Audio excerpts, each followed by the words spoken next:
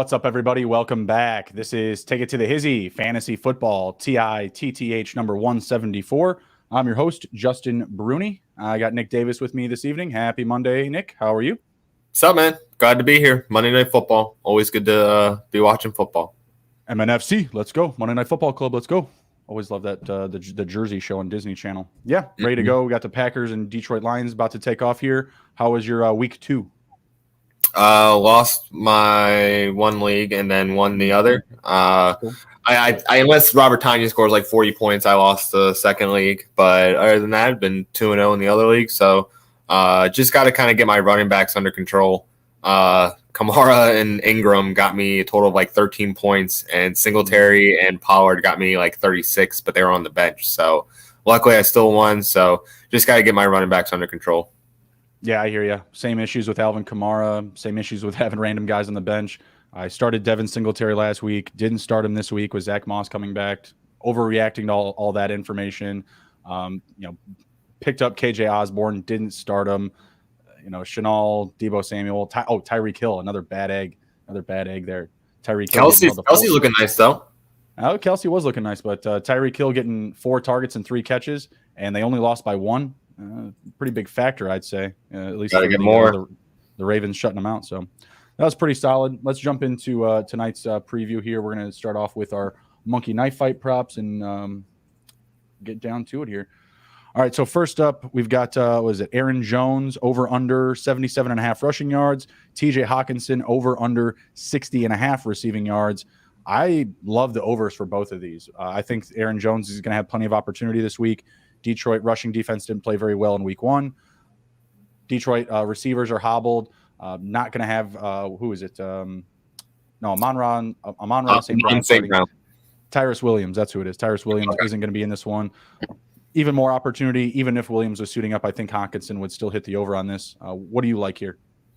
I like the over for both. Don't really believe in Detroit's defense, but Hawkinson is a talent, and I think that he's going to get the ball. I mean, the wide receiver room wasn't looking good when the season started. So, we knew that Hawkinson was definitely going to get some work. So I'm on the over for both. Yep, really like the over for both there. And that's really where I'm at with a lot of props this evening. Expecting a lot of scoring this evening. Also like the over. All right, this one a little bit more interesting. Aaron Rodgers versus Jared Goff, who has more passing yards, but Jared Goff has a 37.5 yard head start. I'm going with Goff there. And then Davonte Adams versus TJ Hawkinson, who has more receiving yards, with Hawkinson with 30.5 bonus or plus margin. I'm going with the Lions there. Give me Goff and give me Hawkinson. Yeah, I was going to go there too. I'm not really believing in Aaron Rodgers right now. Not that I don't think he doesn't have the talent. I just think he's taking the season off in his own little way. And that does hurt Davonte. So I'm going to take Goff and Hawkinson as well. Yeah, I really like those. And then the last one here, we got a 3-way 3x payout. TJ Hawkinson, same prop. We're both on the over for the 60.5 receiving yards, but we're adding in Marquez Valdez-Scantling over under 3.5 catches and Deandre Swift over under 4.5 catches. What do you think for those two? For MVS, I'm going to say over because that's kind of low for me. I think he is going to get some chances. They're definitely going to try and pass the ball a little bit. And then Swift, 4.5. I'm going to go over as well. So I'm going to take the over on all 3. I think that Swift is coming into his own. I mean, remember when Kerryon Johnson was drafted in the first round and he didn't really come into his own? He got replaced really quickly. So I think Swift is a different animal, and I think that he is a focal point for this team.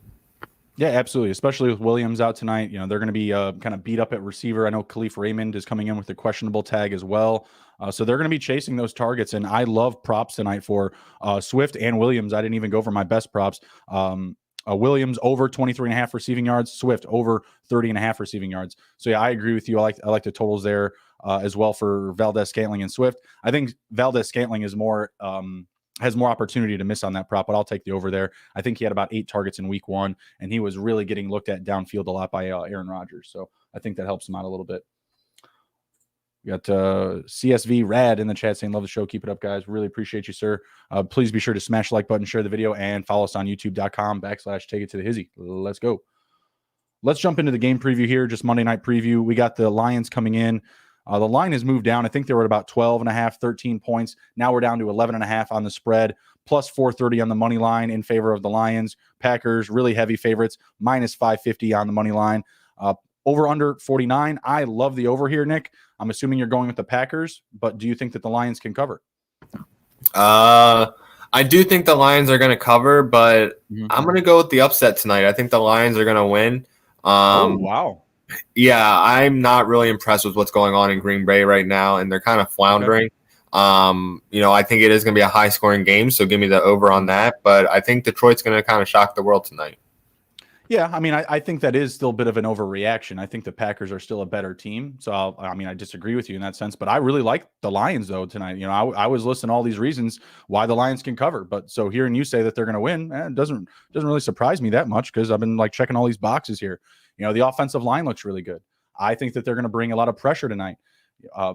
New Orleans attempted 13 blitz packages on the Packers last week. The Lions brought 10.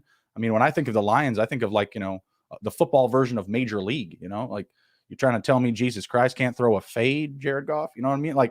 They're just kind of a ragtag bunch. I think they don't really have anything to lose. I think they'll try to blitz a lot tonight. I think they might try some deep shots downfield, but I don't know why. I mean, you have a really good secondary there for the Packers, and Yair Alexander, Adrian Amos, was it Kevin King? I'm probably forgetting somebody else there.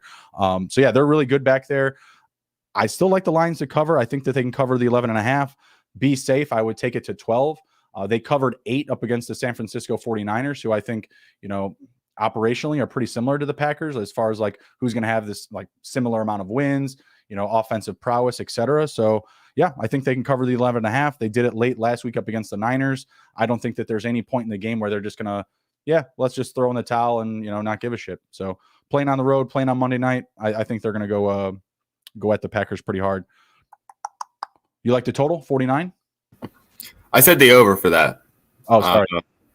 Yeah. Sorry. So your Lions win and the over. And followed on YouTube. Appreciate it, sir. All right. Yeah, I'm with it. I mean, one of my better picks tonight is taking the over.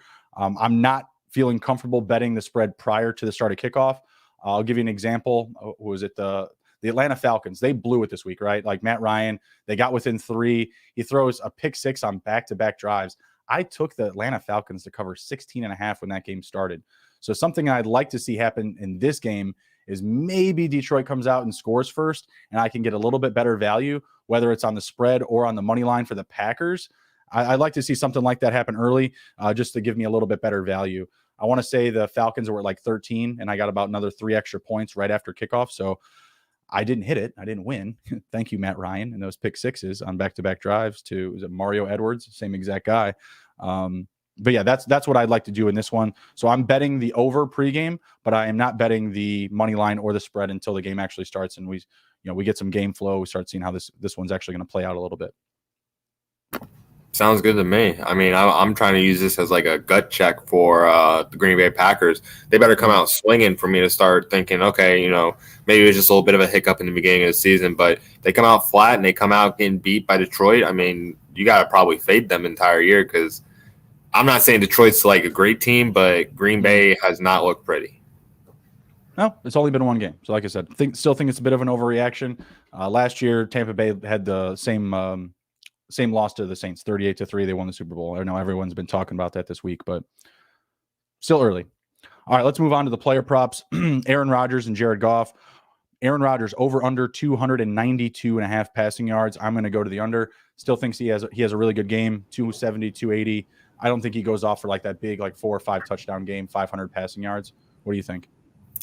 I'm going to say the under. I just don't think that he has it. And not that he doesn't I don't know. I think his head's not in the right place right now. And that's kind of what I see. Okay. Some people have said that he's came back to really screw over the Packers and he got benched for the first time ever.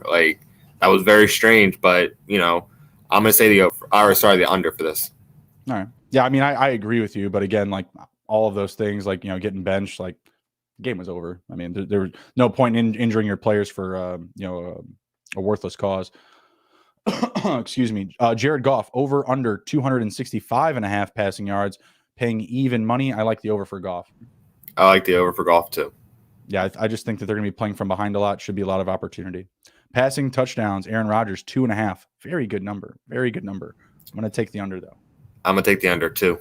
Paying plus money. I think he can pass for 2. Aaron Jones gets a couple, kick a handful of field goals, maybe 3 or 4, whatever. Jared Goff, over under 1.5. That's even tougher. Over. I kind of want to take the over, but it's paying plus money at the plus 100. Probably going to stay away from that one. But I like where you're at, and I like where your head's at. Aaron Rodgers and Jared Goff both at 24.5 completions. I hate completion props, man. It sucks. I'm gonna go over for Goff, under for Rodgers. I'm gonna go over for both. All right, getting into the nitty gritty on rushing props, we got AJ Dillon over under 40.5. I'm going to take the under. I'm gonna take the under too. I think Aaron Jones is gonna get most of the rushing load. Yep, big night for Aaron Jones. Next up, 72.5 rushing yards, taking the over. Over, yeah. All right, Aaron Rodgers, 9.5. I'll take the under. I'll take the over. I think he's going to get a lot of pressure. I think Detroit needs to bring at least 15 blitzes in this one. Tracy Walker, was it free safety? He led the team with 3 in week 1. I think he could get a good handful tonight, maybe 4 or 5. Let's see. Deandre Swift, 43.5. I like the over. I'll take the over. 50 is easy. 43 is. You don't even need to hit 50. Let's see. Jamal Williams, 39.5. Under. Yeah, for rushing, I'm going to take under. I think he has a lot of receiving tonight. And Jared Goff, 8.5. I'll take the over. Over. All right, let's see. Carries, AJ Dillon, 8.5. I think I'm taking the under there. I think that's a pretty good one. That's a pretty easy under for me. I'll take the under on that. I don't think he's going to get like a serious diet. All right, Aaron Jones, 15.5. Over. I like the over there as well. Deandre Swift, 10.5. I don't know if I like that or not. I think he might be around that 8 or 9 range. I think he's going to go over. I'm going to go under with Swift. I think him and Williams get both somewhere between like 7 and 9 carries. Williams, 9.5. I'll take the under. Under. Well. Yep. All right, receiving yards. AJ Dillon, 7.5. Just one. I think over. Now I'm going to stay away. I'm going to say under. Aaron Jones. This is receiving. Aaron Jones, 21.5. I will take the over. I'll take the over for that. I think he's going to get a couple chances, couple screens. Now we get some tough ones here. Alan Lazard, 34.5. Taking the under. I'm going to take the over. Give me 40. Let's see. Kwame St. Brown is on here? I thought he was cut by, or maybe they added him. Kwame St. Brown. I think he's on the Packers. I thought he was. I thought he was too, but I also thought he got cut. Anyways, his number's at 36.5, whichever team he plays for. Under. I guess they're doing that as St. Brown. Never mind. So it's it's Amon-Ra St. Brown. Sorry. Oh, okay. I don't know. I just don't put a Brown in there. Over. I'll take the over. I don't know who else is going to catch the ball. DeAndre Swift over 32.5. I already told you guys I'm taking the over on that earlier. Over. Yep, taking it as well. Let's see. Davonte Adams, 92.5. That's a big number. Big number. Over, because I thought, I called Terry McLaurin getting 100 in that game, and we thought it was going to be really wet. I think that he is going to get over 100, but it's not going to be like a game that like pops off the screen. It's just going to be like 100, maybe 1 touchdown, maybe 7 receptions. It's a pretty damn good game. I'm going to take the under. I think it'll be close. Jamal Williams over 23.5. Another big favorite of mine tonight. Over. Yep. Khalif Raymond coming in with a questionable tag. He's at 26.5 for his total. Who's he play for? Detroit. Under. I'm gonna go with the over. I'm gonna say he's gonna be fine. Valdez Scantling, 43.5. He was being targeted downfield a lot. I'll take the over. Quintez Cephas, 25.5. That's your boy. It's my boy, but he's got Jair Alexander tonight. I want to take the under. Man, what an easy assignment for Jair compared to like other teams. Now, who would you rather have, Quintez Cephas? Nothing against Cephas. Cephas. Nothing against Cephas. It's a very different level of wide receiver that he's going against. Mm-hmm. Randall Cobb, 18.5. He plays for the Packers again, doesn't he? Yes, sir. I'm going to take the over. Rob Tonyan, your boy, 31.5. 150, 2 touchdowns, 10 receptions. Give it to me. Hey, look who showed up early today. John Reed, goon up in the Goon chat. up, What's up, John sir? Reed. Smash the like button. We appreciate you, sir. TJ Hawkinson, 56.5. I'll take the over. Again, who else is going to catch the ball? Yeah, over. All right, cool. And then we're going to round it off with receptions. Aaron Jones, 3.5. I like the 3 even. I think he's going to get 4. I'm going to go with the under. Alan Lazard, 2.5. Take the over. Over.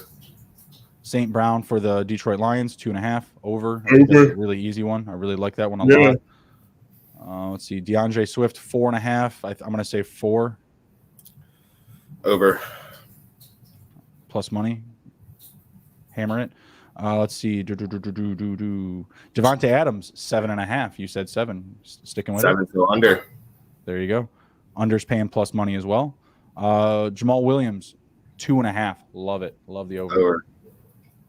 Let's see. Rob Tonyan, 3.5. Taking the over as well. Over. 10 receptions. Quintez Cephas, the 2.5 to hit the over is paying plus money. Over. And TJ Hawkinson, 5.5. Over. Yeah, I'll take the over as well. John Reed said he needs some Davonte Adams and Jamal Williams tonight to pull out a victory. Well, doesn't seem that difficult. How many points you need? Let us know. Drop it in the chat. All right, let's jump into some game props here. Let's see. Either team scores 40 points, Nick. Yes or no? No. Yes is paying plus 300. Detroit over under, and I'll take no as well. Detroit field goals over under 1.5. Over. I will take the over as well. Paying minus 106.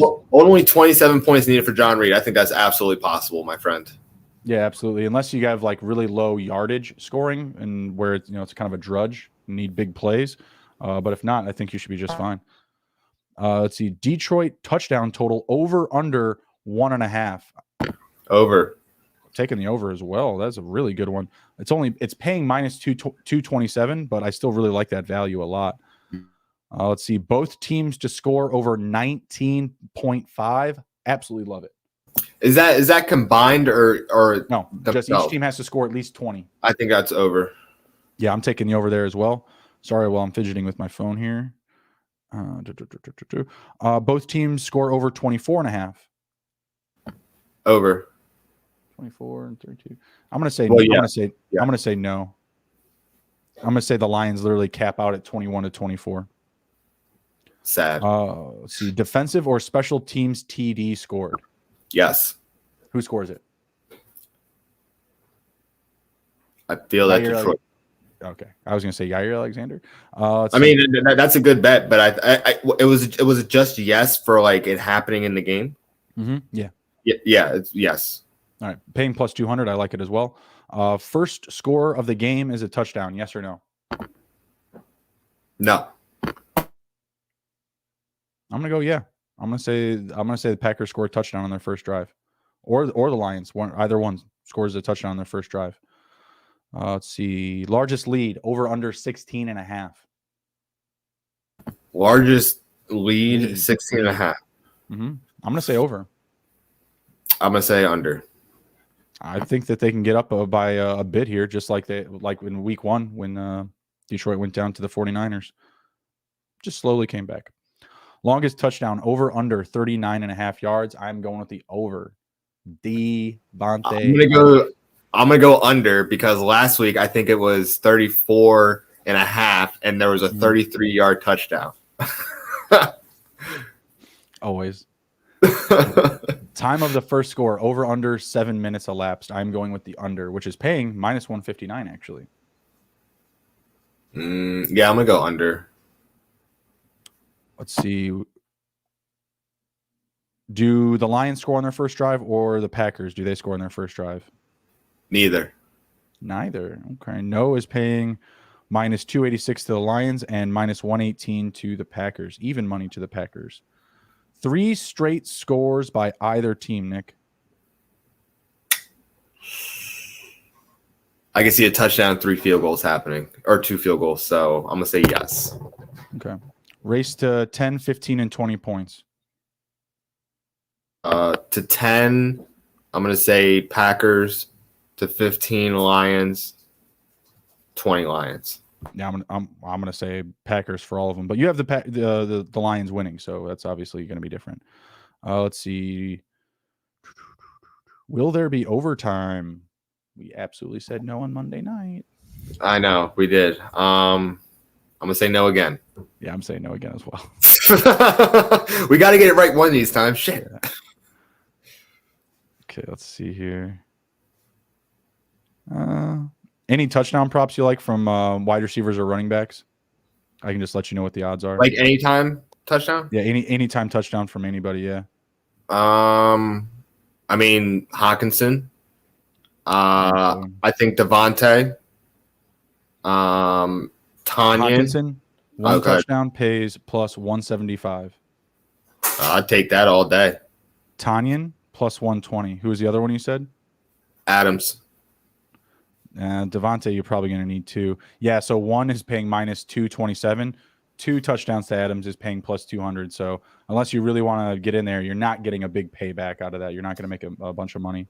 What about Jamal Williams? Plus 160. I'll take that. Plus 160. What do you think? You think like the Packers try to bring Jair Alexander down on TJ Hawkinson, kind of like a Bill Belichick move? Yeah, I think that's absolutely possible because him match up with Quentin Cephas, like that's a waste of Jair Alexander, especially with Hawkinson being there. I think that that's gonna be a matchup to watch for sure. So, if I was a defensive coach, I would definitely want Jair Alexander on their best receiver, and that's Hawkinson. So that's why he's a safety. Or is he a corner or a safety? He's a corner. Okay, well he's big enough to be a safety, so I think he can handle Hawkinson. Right. Let's see. So looking at some like dark horses for the touchdown props, you got Amari Rodgers at plus 500. Nope. I don't hate that. St. Brown for the Lions, he's at plus 400 for a touchdown. I'll take that. I think that's pretty solid.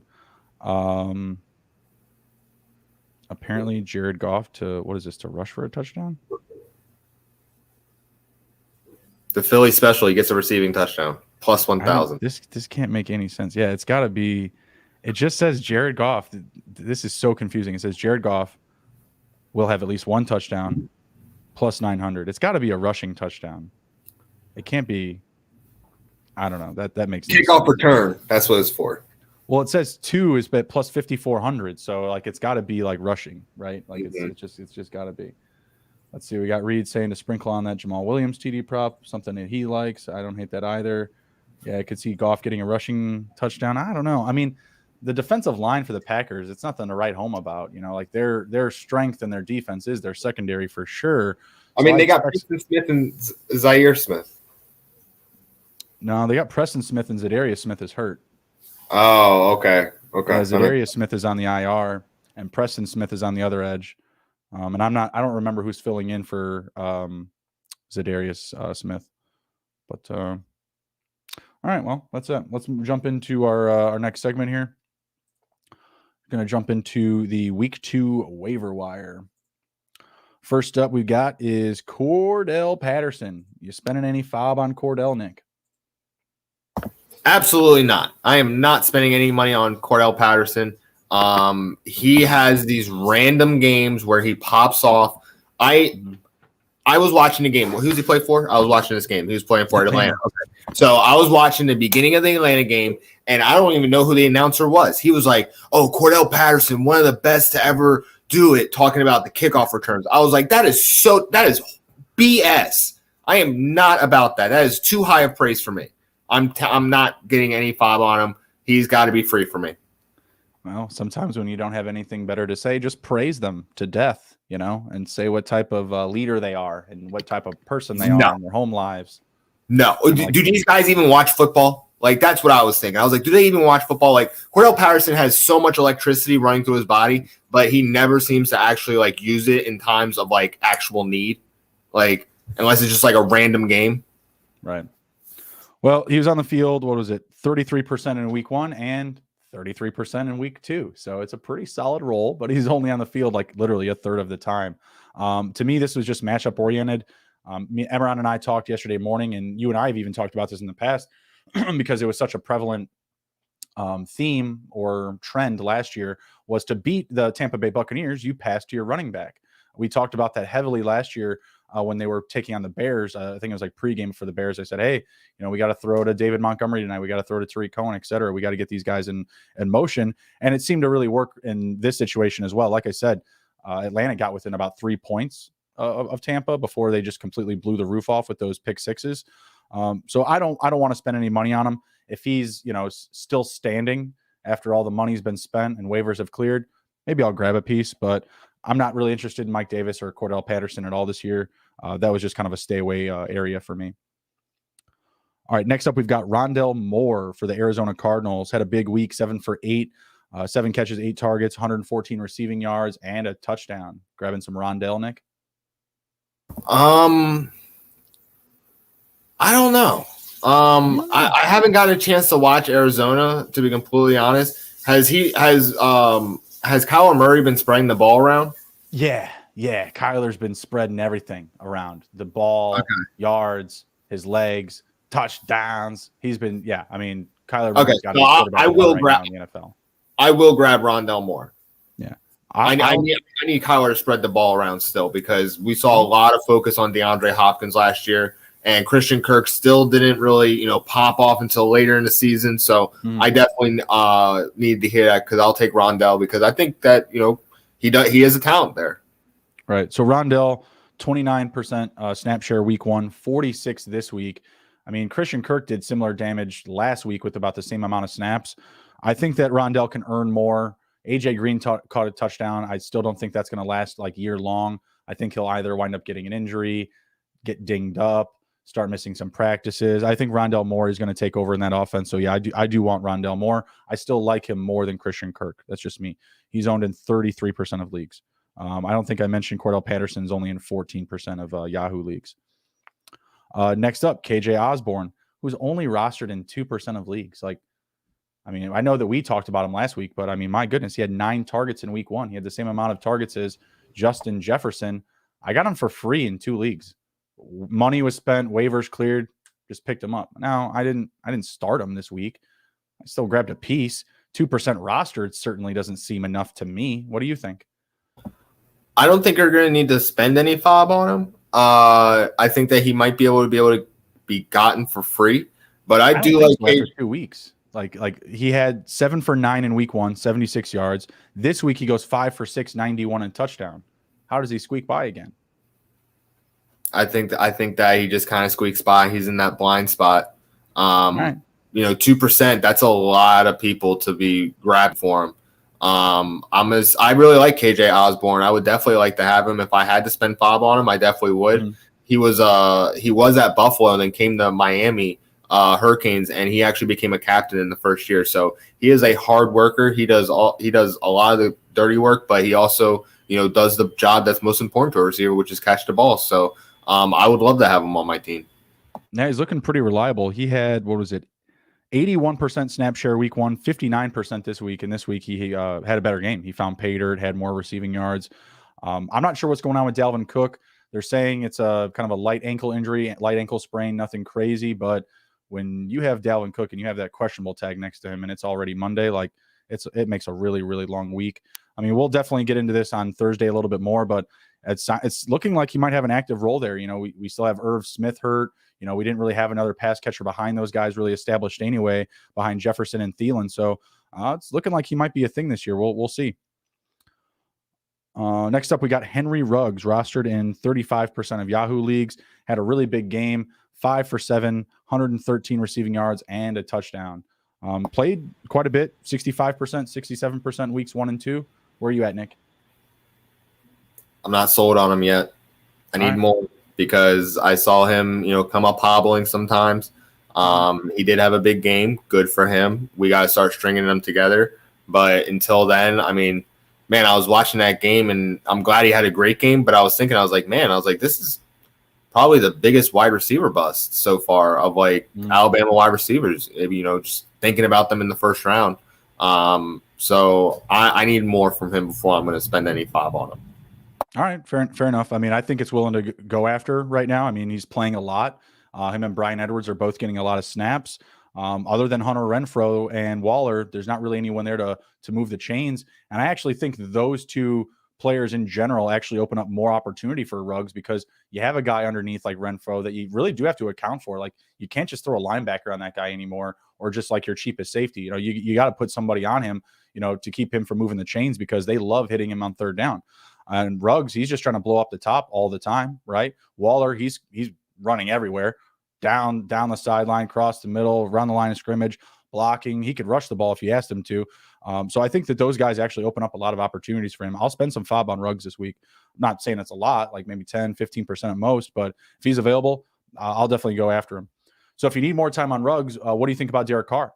He's had two great back-to-back games here, 4 touchdowns in 2 games. What do you think? Carr, you know, I'm glad that he won the game, but there were some passes to like Waller and to Ruggs where it was like behind them. If he hits those passes, he probably will have an easier life. Instead of like coming back from like fourth quarter stuff, you know, I think he has like some of the most fourth quarter comebacks in the league. If he just does the little things, he'll do a lot better. I think we're starting to see like a maturation process from him. So I like Derek Carr, and I like what's happening there. Thankfully, Gruden's 10-year contract, they're starting to see some fruits of the labor. So, you know, we'll see if it continues. 2-0, leading the division. I'm all over Derek Carr. Love him regardless. I drafted him in a lot of places. 26% rostered. Doesn't seem like enough for me. He's getting Miami this week. The Bills just won 35-0. I still think he'll have a good game there. He's playing at home against Miami, so I think it's a good matchup for him. And Miami probably going to be without Jacoby Brissett starting. I think it's a good spot for Derek Carr this week. I will spend some FOB on him if needed. You know, probably not available in like super flex leagues, but single quarterbacks leagues, I'd take a grab at him. All right, next up, Jermichael Hasty for the 49ers. Didn't have, you know, out of this world stats, you know, 5 carries, 38 yards, no touchdown.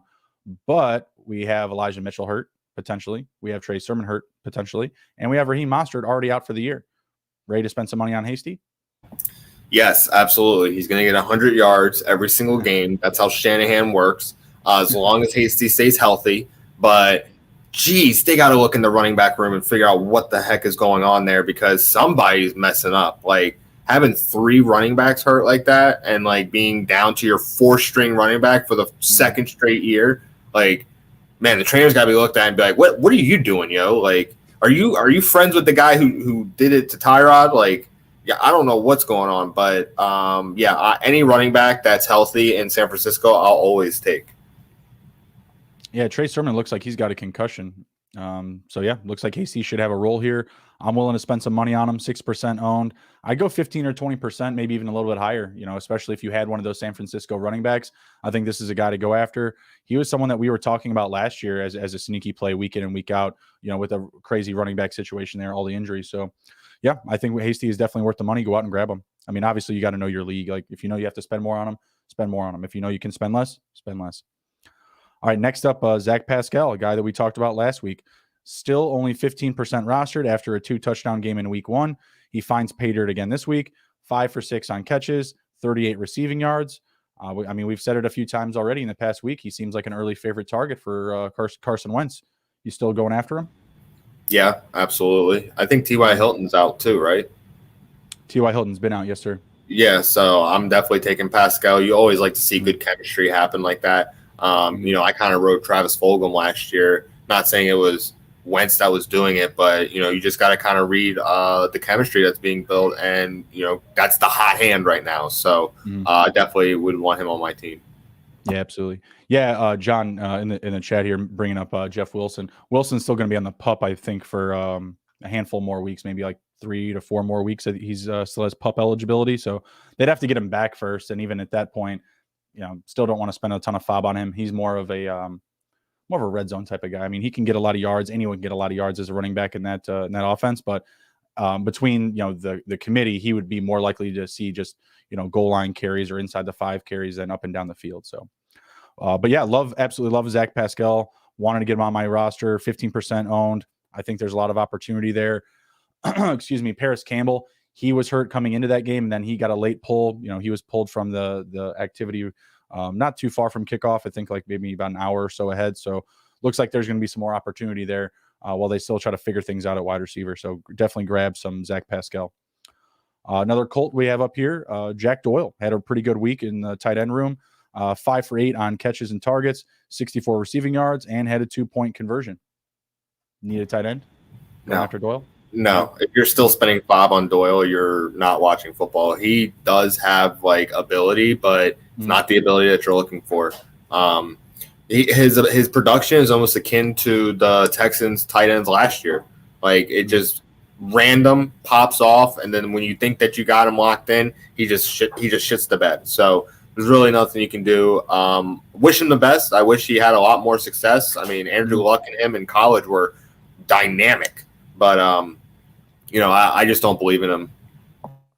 Yeah, fair enough. I mean, I wouldn't say to spend FOB on him. He's 1% rostered. Not going to be a ton of people targeting him. And yeah, he's going to be a touchdown dependent option, like pretty much every week. But that's like 80% of all tight ends is touchdown dependent options in fantasy. So you guys are going with ESPN or ESPN2 viewing the game tonight? I got it on ESPN right now. It's on over here. Barely looking back and forth at it. What's up with ESPN2? Is that where they have the Mannings on as well? I think that's what it is. Yeah, I'll probably watch that one because I believe Pat McAfee is going to be on tonight on the Manning show. My man Pat. Yeah, can't hate on that. So I think they're just bringing him in on for like a call. I don't think he's actually going to be there. Mm-hmm. But good enough for me. They bring Aaron Rodgers on every Tuesday in the McAfee show, and I'm watching that. So they still do that? Oh yeah. I was hoping they'd add somebody this year. Like let's do a rotation. Yeah.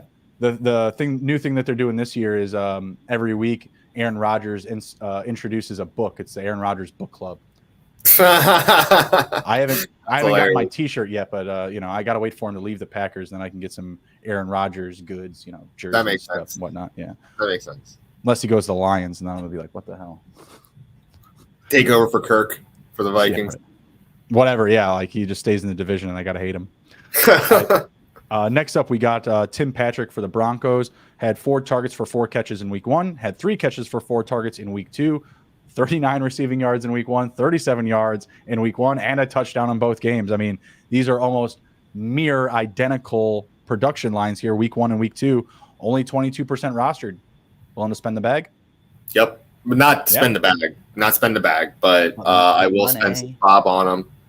I think he was like the first rookie wide receiver for the Broncos since like Rod Smith to actually eclipse 1,000 yards, and he wasn't even like mentioned or anything. So I'm high on. Yeah, I'm high on him. So I would definitely spend some FOB. Yeah, I would go get him, but you should have got him week 1. Like this is a guy that I went out and got. I mean, the Jerry Jeudy injury. How with Jerry Jeudy getting hurt, Tim Patrick catching a touchdown, playing pretty good with Teddy Bridgewater, kind of showing that connection there. The snap percentage is there. Where is he at? 70 and 74%. That's probably like the highest number I've shared so far.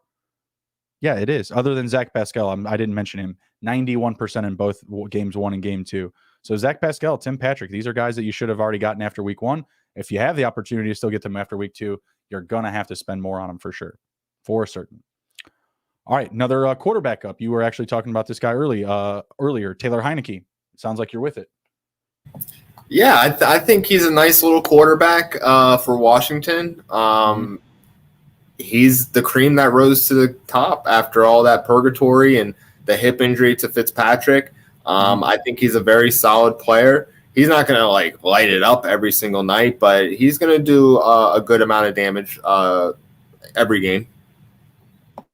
I like him a lot. I wasn't like out of this world high on him, but kind of in the back of my head, I was just like, well, if I'm going to invest in Fitz, I should probably invest in Heineke. I should prioritize that handcuff over other handcuffs because the other quarterbacks I have are just younger, So I did that in my Scott Fishbowl draft where I took Heineke with my last pick, and the other quarterbacks I picked were, Burrow and Carr as my starters ahead of Fitzpatrick, but I wasn't trying to draft the backup to Burrow or the backup to Carr, which is Marcus Mariota. I don't know the backup to Burrow, to be perfectly honest with you. But I wasn't trying to draft Marcus Mariota. Who is it? Ryan Finley. Is it? I have no clue. No, yeah, I'm throwing out. If Burrow goes down, they might as well let Tyler Boyd play quarterback as far as I'm concerned. So I love Heineke. I think he's going to be something, and I'm excited. I'm not trying to get him into my lineup this next week. He's going to be taking on Buffalo, but if you're in a situation, maybe you lost Tua, maybe I don't know who's another quarterback that just got hurt. Maybe you just lost a quarterback. You need somebody to fill in. Maybe you lost Tyrod. Maybe you lost Tyrod, or maybe you lost Fitz. Baker. Maybe that's it. Well, Baker got hurt, but he came back. Yeah, he came back. He'll be fine. That's what I was trying to think. I was like thinking of all these quarterbacks got hurt. And I was like, but they all got in. Like they all came back. Like Derek Carr was hurt and he came back. Like there was somebody else too. I don't know. I'm already losing it. Yeah, go get Taylor Heineke. Only 4% rostered. Had 34 completions in week 2 up against the Giants defense. Their secondary is not great, but it's respectable for that many completions, I'll say. All right, last one up here, and we're going to head out. Game is just starting. 15 minutes left. First hike. And Jamal Williams goes nowhere. Great. Get out. All right, last one we got here is J.D. McKissic. Ready to commit? No. I'm out. Just not comfortable with the week-to-week role or what? I think Antonio Gibson is going to get a bigger role as they go on. Mm-hmm. I was kind of feeling like, because I was really on Antonio Gibson in that Monday night game. I was really, really on, or I'm sorry, Thursday night game. I was really heavily on him. But I think what I overreacted to, or didn't react enough to, I should actually say, is that it was a short week. And they may not have wanted to overload Antonio Gibson to start the season with a lot of touches or a ton of action in the first, couple weeks, right? Especially when you're on that short week. So I'm going to chalk it up to that. I don't want to spend a lot on J.D. McKissic, but I have drafted him in some spots. So I don't, I've in some deeper leagues, I don't need to go and target him. But I still think this is a guy to keep an eye on. Whether you're trying to just, fill out, your zero RB strategy, your guys aren't hitting and you need to, grab some sneaky options. I think J.D. McKissic needs to be owned. I think 30% is definitely too low in Yahoo league still. But to the point earlier, I do think the role is going to be rocky from week to week. You're going to want to be picking game flow. Going up against Buffalo, I would assume that he would have a role, but I also thought that Nyheim Hines was going to have a role up against the Rams. Got to feel it out. Got to know your options. Big play downfield, Nick. I'm getting to it. Field. Quintus Cephas hits the prop. One play. There it is. Wow. That's awesome. Going on Kevin King. Lions going in the hurry-up offense. Look good so far. Kevin King missed on the jump. Oh, there you go. Cephas with a double route. See, I told you Jair Alexander was not going to be on him. Well, that's silly already. Bad pick. Bad pick. That wasn't a good idea by them. Yeah, 46 yards. There goes Cephas for the prop. We'll finish this drive and then we'll head out of here. First drive of the game. I like the full white jerseys and pants with there's Hawkinson. Oh, nice tackle. I like the full white jerseys with the Lions. It looks really nice. Yeah, they look clean. They look clean. I mean, remember if last was in that jersey, I'd get that. Remember last year that there was one game where the Colts did like a full white pants and white jersey, and it literally looked like they were like strictly bleached. Like it was bright, dude. Like not as bright as this. It was crazy last year. I was like, man, that's not a good pick. Carson Wentz, another quarterback that got hurt. There it is. Oh, there we go. Colts. There you go. He's always hurt. We completely forgot about him. Dude, that game was that should have been a better game for the Colts. I feel bad for them. Like they just would refuse to do anything in the red zone to start that game. Wentz was throwing interceptions. They're putting the ball on the ground. They're going for it and missing on fourth down. Like that was terrible. That was terrible. And then they had that weird, what was it? That weird punt. The Rams. They had the ball come up through the middle, and the first blocker, the pass protector guy, it hit his elbow. Did you see that play? Mm-mm. That was wild. That was absolutely crazy. So the Colts got the ball right inside the 10. Mm-hmm. That's why the game was so close. Let's see. We got first and goal here. Well, actually, you're ahead of me. You should call it. No, I'm on the same thing. Inside carry going nowhere. Well, it seems like Dargui's going to score a field goal, so they should get something. Yeah, they should get something. Definitely going to help out to the cover. And I'm running to check the live numbers right now. See if I can get anything out of that. Like I was talking about the Packers going down early. This is, it's kind of what I called for, though, on the first drive. They go down early, and I get a better number. That's what I wanted. So let's see what I can get. So the spread is already down to 7.5 points, but it's locked right now. So I'm assuming that they're about to score. They got to score on this next play if they just locked the line. That's for sure. So I have the snap as right now. I don't know about you. Oh, wow. Goff Got it. throws. Completion to, who's it, Cephas? Cephas? Whatever. Just another week of random bench players of mine just absolutely going off. That's life in the NFL and in fantasy, baby. That's why we sign up. Let's go, Lions. There we go. Y'all better show Nick some respect in this chat. Y'all better show Nick some respect in this chat. The man just called a win already for the Lions. They're up 7-0 to start the game. Nobody was expecting that. Nobody was. Maybe I've been watching some football lately. I hope so. All right, we're gonna head out here. You got anything to close it down with, Nick? Nope. Thank you all for tuning in. Thank you all for watching. I appreciate it every single time. Yep, same here. Appreciate you. Take care. Be good. If you can't be good, be good at it. We'll see you later. Take care. See you guys.